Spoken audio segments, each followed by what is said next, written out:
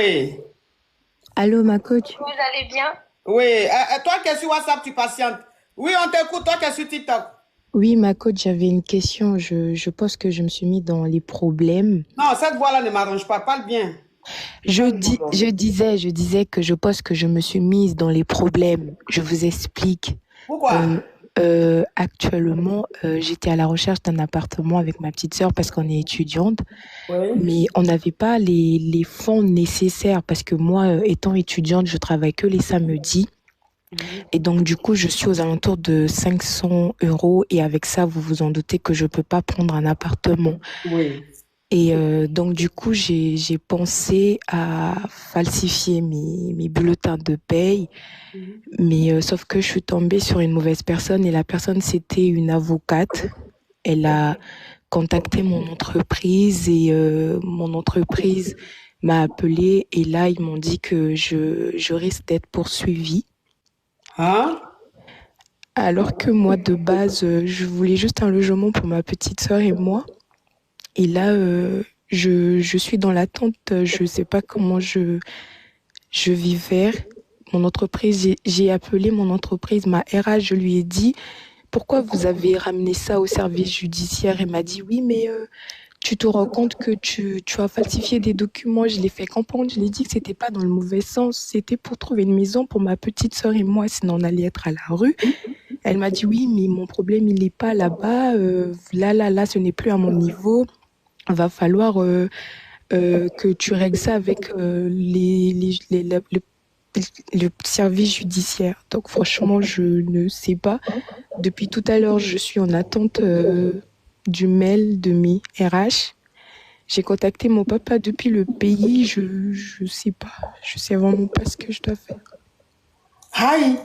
Mais ton avocate là, pourquoi elle fait les choses comme ça? En fait, c'est pas mon avocate, c'est comment. En fait, c'est elle qui s'occupait du logement. Ah, d'accord. C'est-à-dire que l'agence immobilière, enfin, je dis le service qui s'occupe des documents pour valider, pour valider la demande. Oui, effectivement, elle a dit qu'elle trouvait que c'était suspect. Elle a contacté mon Ok, entreprise. je vais récapituler parce que ta voix est trop. Je vais récapituler.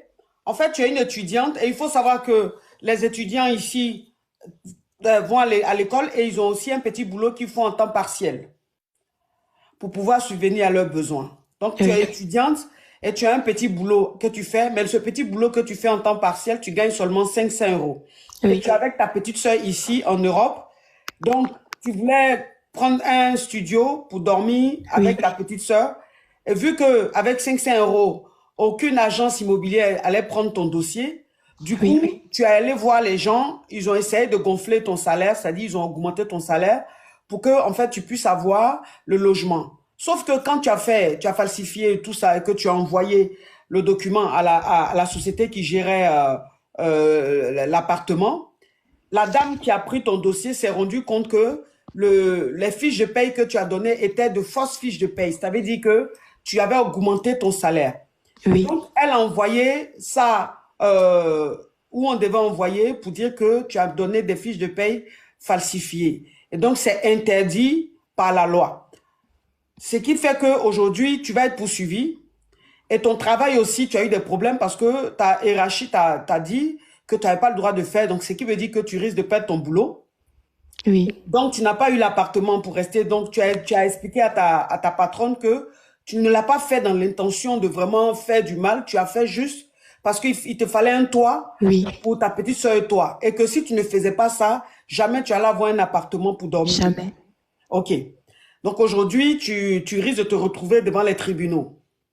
Oui, en plus, j'ai peur d'avoir un OQTF parce que je suis quand même étudiante étrangère. Donc là, je suis dans l'attente du mail de ma RH. Depuis tout à l'heure, je sais pas quoi faire. Vraiment, mon papa, il m'a dit de ne rien faire, d'attendre.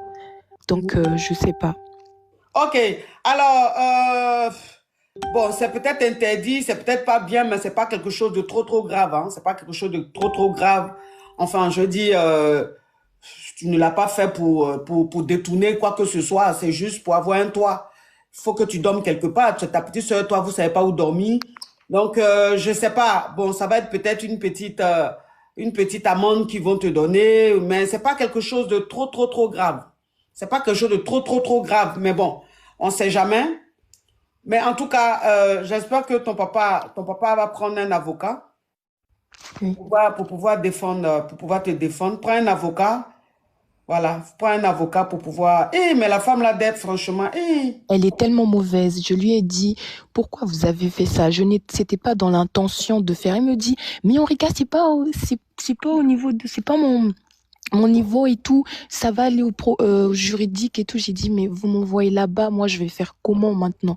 Elle me dit, bah, tu vas devoir attendre un mail et tout. Moi, je suis plus là-bas. Je dis, d'accord. Il n'y a pas de souci. Donc là, Alors, on dit qu'il y a des avocats, on dit il y a des avocats gratuits que tu peux avoir chez Emo. Je ne sais pas si je prononce bien Emo, Soumet Emo. Donc, il faut les contacter. Il faut contacter cette association. Je pense que c'est une association. Et tu expliques ton problème et tu demandes un avocat. Que tu n'as pas les moyens, tu as besoin d'un avocat. Je pense qu'avec l'avocat, voilà, tu auras une amende. Ils ont dit une amende entre 3 000 à 4 500 euros. Tu auras une amende de entre 3 000 et 4 500 euros. Bon, ça, c'est peut-être si tu n'as pas un avocat, mais si tu as un avocat qui te défend bien, peut-être que tu auras juste un avertissement parce que tu es jeune. Et puis, si tu vas t'excuser, voilà, tu vas t'excuser, tu vas dire que c'était vraiment parce que tu savais pas où dormir avec ta petite sœur. Voilà, c'est dit dans ton explication, on va sentir ta sincérité. Et je pense que ça va toucher le cœur de ces personnes-là et tu auras peut-être un petit avertissement, mais rien de trop grave. Mais en tout cas, vraiment courage à toi parce que ce que tu as fait, il y a plein qui le font et qui n'ont jamais eu de problème. C'est juste que tu es mal tombé. Courage à toi et puis essaye de contacter cette association-là pour que tu aies un avocat. merci beaucoup, ma Courage coach. à toi, ma Merci. chérie. Courage à toi.